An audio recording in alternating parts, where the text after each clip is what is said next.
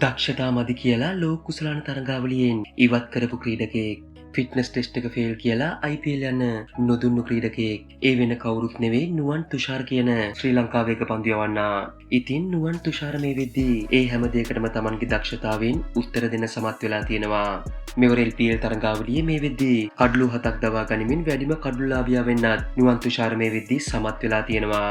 Kandy Royals කණ්ඩායම නියෝජනය කරන නුවන් තුෂාර් දඹුල්ල කණ්ඩායමක තිබ්බ මැච් එකේදී පන්දු වාර 4ට ලකුණු 29ක් පමණක් ලබා දීලා අවශ්‍යම කඩලු 4ක් දවා ගනිමින් ඒ මැච් එක නුවර ටීම් එකට දිනවල දෙනවා.